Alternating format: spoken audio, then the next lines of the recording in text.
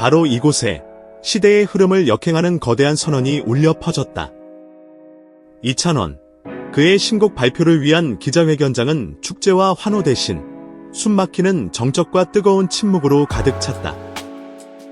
이는 단순한 신곡 발표회가 아니었다. 한 아티스트가 자신의 영혼을 걸고 세상에 던지는 위대한 약속이자 한국 대중음악사에 기록될 성숙의 순간이었다. 통상적인 홍보용 기자회견의 문법은 명확하다. 화려한 조명, 성공에 대한 자신감 넘치는 발언, 그리고 미리 준비된 유쾌한 질의응답. 그러나 이찬원의 무대는 시작부터 달랐다. 마이크가 켜진 순간 현장을 지배한 것은 성공 스토리가 아닌 한 인간의 가장 깊은 곳에 자리한 감정의 원점이었다. 그가 입을 열었다. 새 노래의 주제가 오랫동안 그의 마음을 짓눌러온 다버즈라는 사실이 밝혀지는 순간 현장의 공기는 얼어붙었다. 요란한 환호성은 순식간에 잦아들었고 그 자리를 채운 것은 기자들의 불타는 눈빛과 숨막히는 집중력이었다.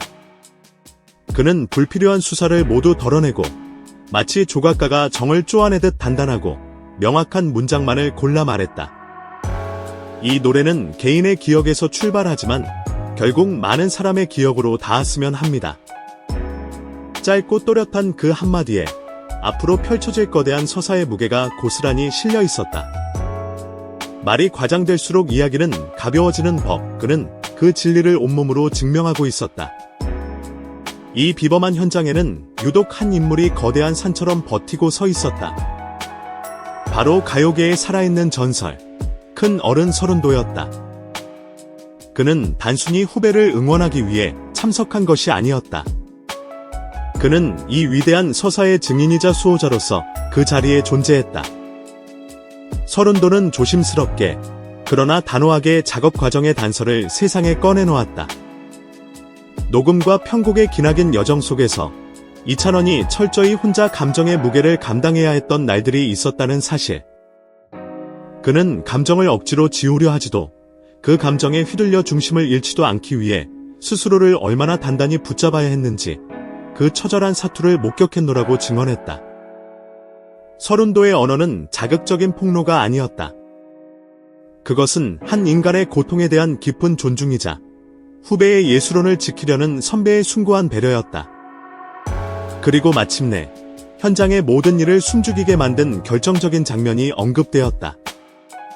작업실 구석에서 홀로 감정을 정리하던 찬원이의 모습이 서른도의 말이 채 끝나기도 전에 많은 이들의 가슴이 먹먹하게 내려앉았다. 누군가의 눈물은 그 자체로 최고의 뉴스거리다.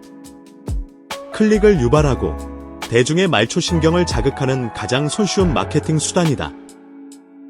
그러나 이 이야기의 목적은 결코 그것이 아니었다. 바로 그 순간 이찬원은 침묵을 깨고 거대한 파도를 막아섰다. 그는 선배를 향해 단호하지만 정중하게 선을 그었다.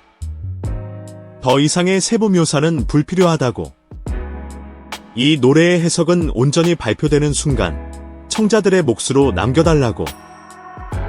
이것은 단순한 정보 통제가 아니었다. 자신의 가장 깊은 상처와 눈물을 마케팅의 제물로 삼지 않겠다는 예술가로서의 위대한 선언이었다.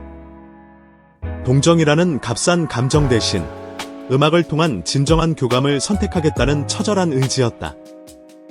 폭로를 통해 얻는 단기적인 화제성보다 작품 안에 응축된 맥락으로 승부하겠다는 창작자의 자존심이었다. 그의 요청에 현장의 기류는 다시 한번 바뀌었다.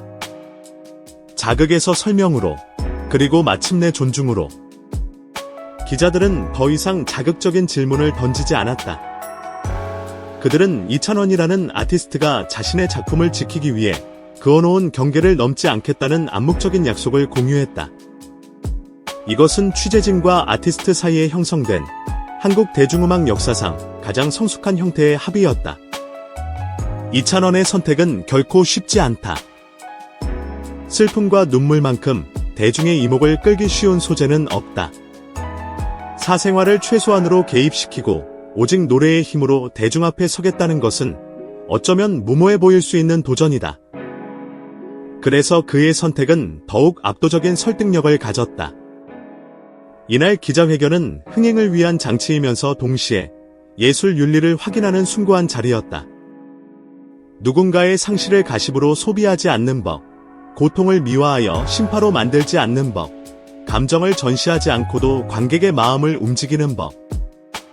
이 세 가지 원칙이 확인되는 동안 현장은 호들갑 대신 존중이, 어떻게라는 방법론 대신 왜라는 본질에 대한 질문이 가득했다. 더욱 놀라운 것은 팬덤의 반응이었다. 기자회견의 내용이 알려지자 팬 커뮤니티에서는 과도한 해석을 경계하고 노래가 던지는 키워드만을 중심으로 감상을 나누자는 성숙한 제안들이 오가기 시작했다.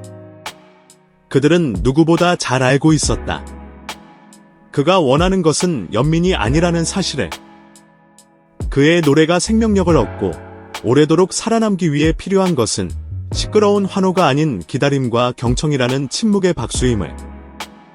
이찬원은 자신의 가장 사적인 영역을 공적인 예술로 끌어올리면서 그 경계를 지킬 방법을 세상에 먼저 제시했다. 선배 서른도는 그 경계 바깥에서 든든한 증인이 되어주었다.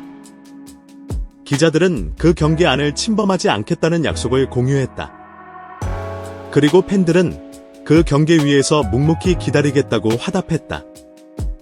이 얼마나 아름답고 단단한 신뢰의 연대인가. 신곡의 구체적인 사운드는 아직 베일에 가려져 있다. 하지만 방향은 너무나도 명확하다. 힘을 주기보다 힘을 빼는 용기, 울음을 드라마로 만들지 않고 노래의 결로 번역하는 기술. 업계의 전문가들은 그가 기교를 줄이고 발음 하나하나에 진심을 담아 단단하게 메시지를 전달하는 방식을 택할 것이라 예측한다.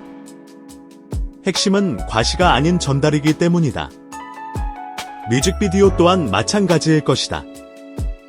특정 사건을 자극적으로 재현하기보다 감정의 여백을 통해 관객이 자신의 기억을 투영할 수 있는 공간을 마련해 줄 것이다. 음악이 울릴 때 화면이 조용히 뒤로 물러서는 순간 이야기는 가장 크게 들리는 법이다. 녹음실에서 흘렀다는 그 눈물은 이제 기사거리가 아니다. 그것은 단지 한 곡의 노래가 세상으로 나오기 위해 반드시 필요했던 시작 신호이자 창작자의 정화 의식이었을 뿐이다. 진짜 이야기는 대중이 떨리는 손으로 재생 버튼을 누르는 바로 그 순간부터 시작된다. 그때 우리는 비로소 알게 될 것이다. 왜 그가 그토록 세세한 설명을 거부하고 노래 그 자체를 택했는지. 왜 살아있는 전설은 도를 넘지 않는 증언으로 후배의 예술론을 지켜냈는지. 왜 그날의 기자회견장은 그토록 조용했지만 용광로처럼 뜨거웠는지. 그리고 우리는 어쩌면 이렇게 고백하게 될지도 모른다. 이 노래는 이찬원의 아버지를 넘어 나의 아버지를, 나의 가족을, 그리고 우리가 잃어버린 시간을 떠올리게 한다고. 그때 비로소 한 개인의 슬픈 기억은 시대를 관통하는 공통의 위로로 완성될 것이다. 이찬원이 선택한 방식은 조용하지만 그 어떤 외침보다 분명하다.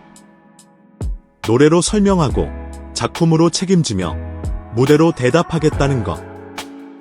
이 위대한 약속이 지켜지는 한 2025년의 그 기자회견은 단지 신곡 발표의 프롤로그가 아니라 그의 향후 활동 전체에 대한 신뢰를 예고한 거대한 초석으로 역사에 남을 것이다. 청중은 이제 그 초석 위에 오를 모든 준비를 끝냈다. 지금 우리에게 필요한 것은 단 하나, 음악이 시작되는 그 순간의 거룩한 침묵이다.